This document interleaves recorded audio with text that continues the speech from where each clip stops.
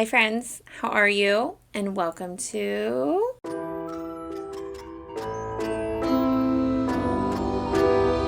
Crimes with Cole. So, hello. Welcome to part 2 of Candace Mossler. If you have not watched part 1, you should go do so. You should go watch part 1. Anyhow, so let's continue on with this case. I hope you guys have let me know what you guys think. If you think good looks and a lot of money can help you get away with murder, because we are about to find out. All right, let's get into part 2. Okay, so in January of 1966, more than 40 news organizations requested seats in the courtroom for this trial. This trial became the trial of the decade, if not the century. The entire nation was wrapped around this trial. When Candace arrived at court on opening day, the journalists and photographers swarmed the car. You would have thought she was at the red carpet. The prosecutor's stand was that Candace had seduced and persuade Mel to kill Jacques while she was at the hospital getting, one of her migraine shots, giving her the perfect alibi so she could get Jacques' fortune, which was $7 million. That's $65 million in today's money. But the defense came back with this mystery lover that Jacques had kept a secret. Their entire defense was that Jacques was a hated man and had this secret love life with men who worked for him. And the handyman from their estate would come on the stand to say that he in fact saw Mr. Mossler with 3 shirtless men all drinking and having fancy talk, probably about business. And the defense wanted, to twist this so that Jacques came off as a secret gay. And remember that back in the day, being gay was not socially acceptable. And they had a jury of 12 men, or, 12 macho men. So for them to listen to this defense attorney convince them that there may be possibility that Jacques may be gay already just didn't sit right with them. Not to mention he had, this beautiful, kind, gentle, loving wife that looks like she couldn't do any wrong. But the prosecution would backfire with how Candace used her good looks to seduce Mel. And Mel was, a love-struck puppet that she had strings to and controlled everything he did. One woman would come on to say that she saw Mel and Candace together and they were a lot more affectionate than a nephew and an aunt should be. The judge actually ended up clearing the courtroom of anyone under the age of 21 because of how vulgar and uncomfortable some of the details about the relationship all of them were engaged in made you feel. The details that referred to Jacques and his supposed gay relationships, and then also details in reference to Mel and Candace, and just details of acts that were happening on both behalves. Now, as the two sides were going back and forth, bringing up evidence and people to testify, it was noted that there were 5 hitmen that the sheriffs had interviewed, and one in particular was going to do the job for Candace, okay, for $25,000. But he had gotten arrested right before the job could be completed on drug charges. Go figure. While he was in jail, Mel was arrested on those murder charges, and they ended up sharing a cell together. Supposedly, this is when Mel confessed to him, but no one believed anything any of the hitmen had to say.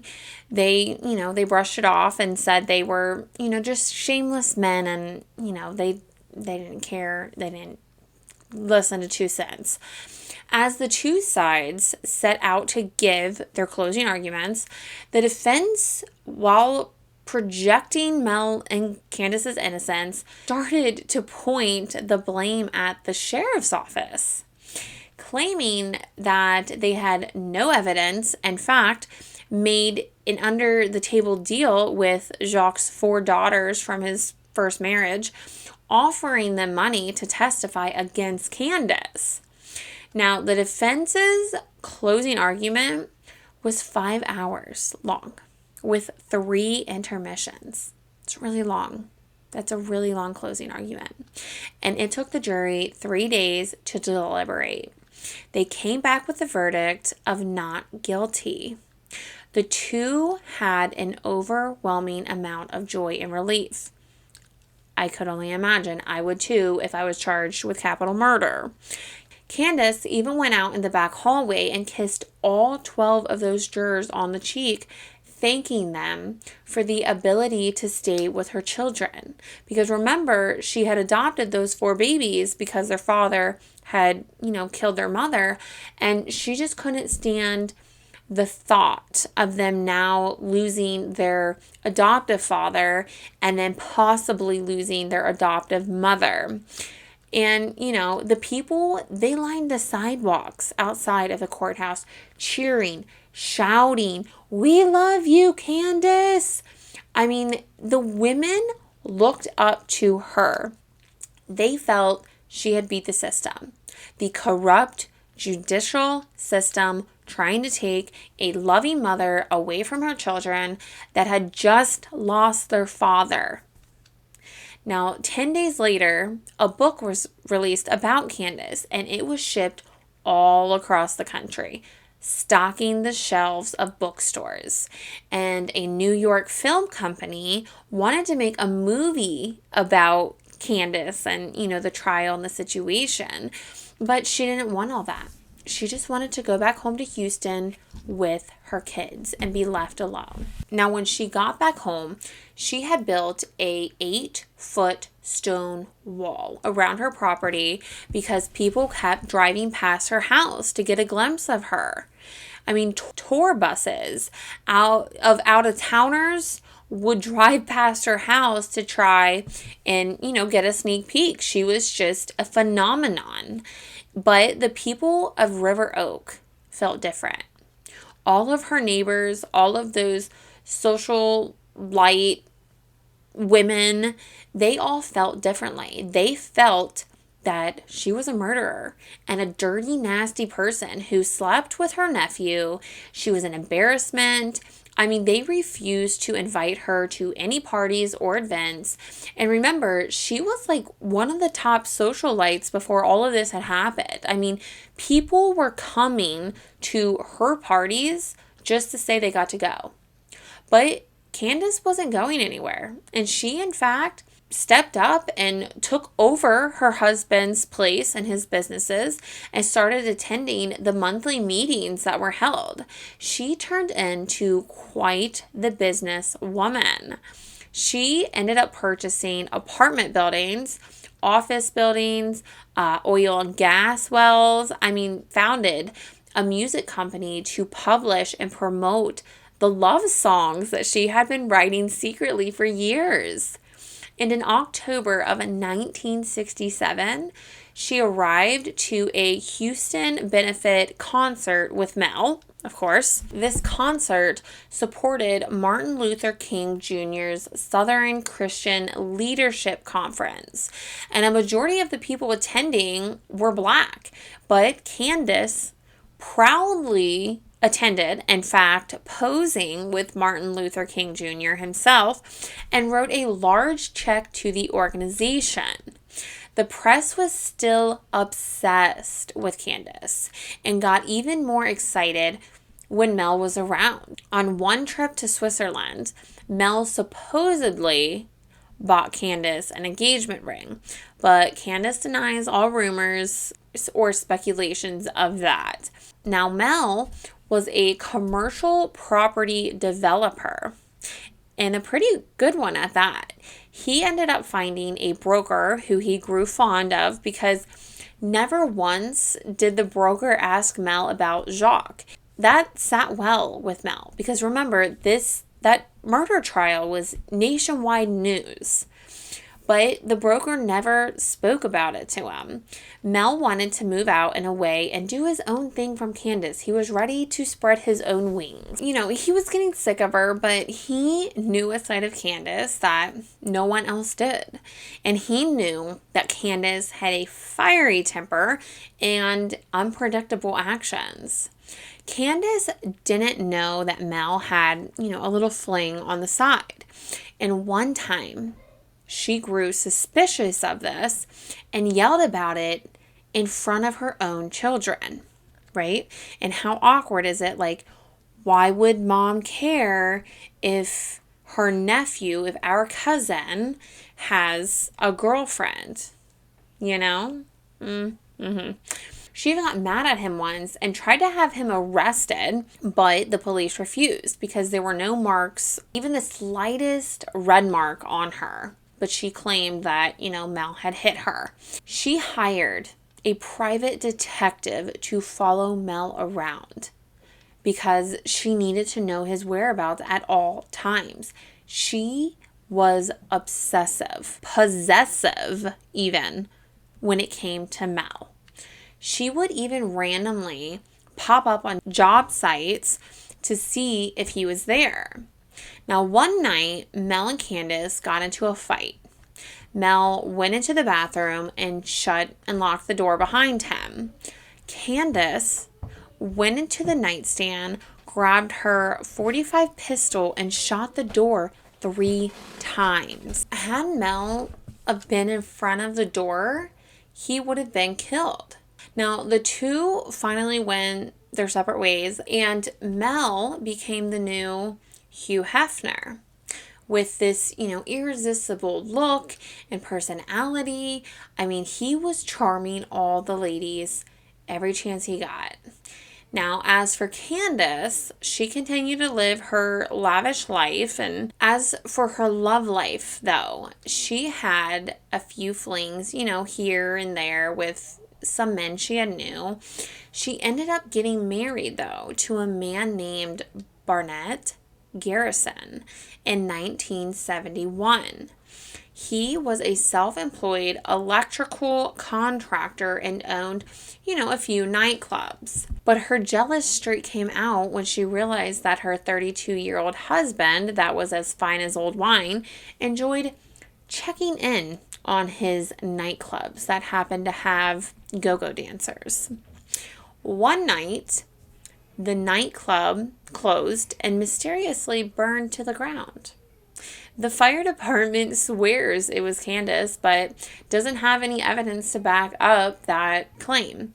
In August of 1972, a little over after Candace and Barnett's wedding, Barnett was found lying face down in a pool of his own blood on the back patio of the Mossler mansion. He had his gun lying beside him alongside his shoe, and he was still alive. They transferred him to the hospital where he was later in a coma for 6 weeks. When he came out of his coma, he had no memory of ever being married to Candace or what had happened. The police officers came to question Candace that night it happened, but she locked herself in the bedroom. When they had finally got her to let them in, she didn't want to speak about what had happened, but shouted out, "I shot him!" Except there was no bullet wounds in Barnett. He had fallen off of the roof of the 3-story mansion. Now, some people say Candace hired someone to push him off the roof because she was enraged with jealousy.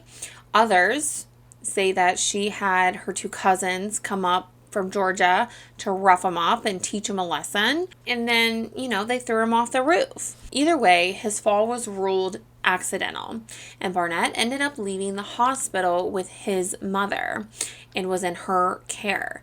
Candace tried to go see him one time, and his mother refused to allow her into her home to see him.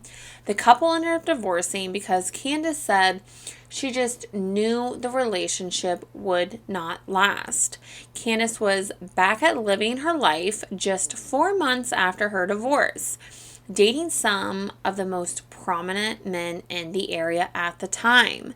Candace wanted to regain her once envied status in life and decided to have a biography written about her. Except the man who she hired to write the biography had a very hard time finding supporting evidence for anything she said. She made up elaborate tall tales, like she had polio, but with hard work and self-therapy, she was able to walk again. Or that she had her second husband, Jacques, change her birth certificate because she was embarrassed by the age difference.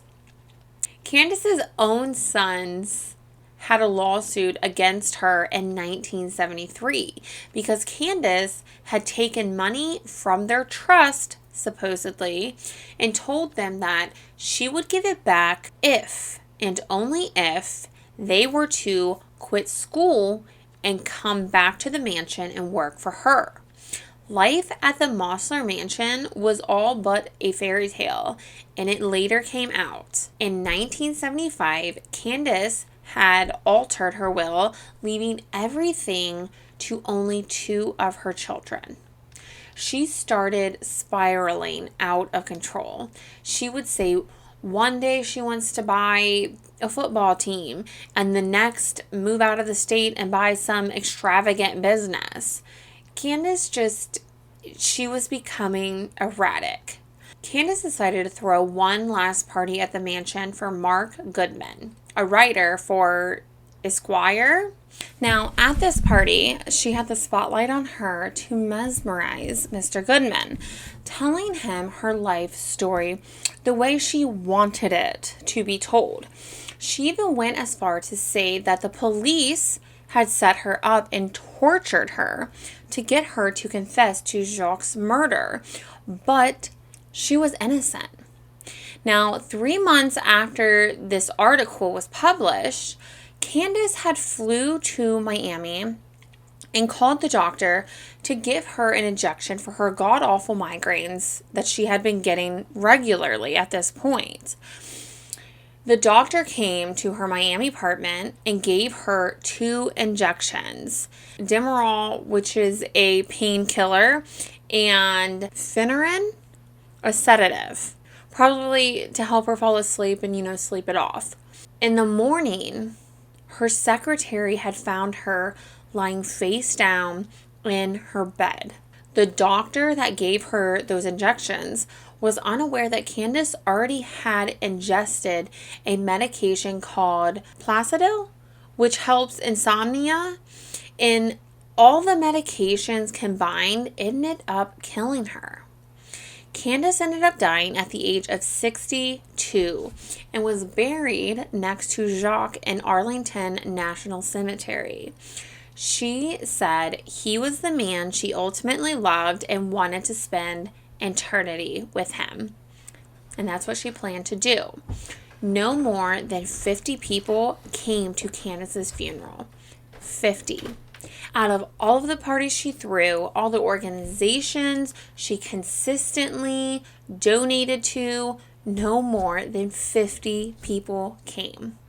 One of which was Mel, and only 2 of her children came. Now, Mel had gone off and did great for himself. He invested in real estate, but then he lost it all and had to file for bankruptcy when the real estate bust in the 80s happened. He ended up dying at the age of 68 in 2010. It says he died from pneumonia, but other people say his past of partying and taking substances caught up with him. Neither one of them ever admitted to Jacques' murder. You could almost say they simply got away with it. I always wondered if good looks and a lot of money could impact someone's guilty verdict. And I would have to say that Candace is a prime example of that.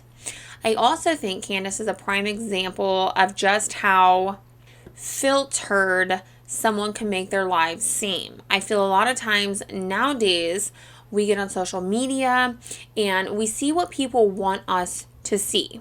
And we are all aware of this, but I mean, Candace was doing that even back in the 50s and 60s. She was giving this persona that she was this great, wonderful woman, just filled with love and joy, and yet behind closed doors, she was a hair from a mental breakdown. I mean, she was probably taking more prescription medication than what was prescribed to her, but I guess you can do that when you have a house fully equipped with people who can run it and take care of your children and keep things flowing. So it doesn't matter if you lay in bed all day from, a headache or a migraine. But let me know what you guys think. I personally find this story fascinating. And I really wish that they would just make a Lifetime movie out of it, because it would be a good one. I think it would be a great one. But let me know what you guys think. Do you think a lot of money and good looks can help impact your guilty verdict? I say so, but let me know. And until next time, please remember to be safe, and I will see you then. Bye.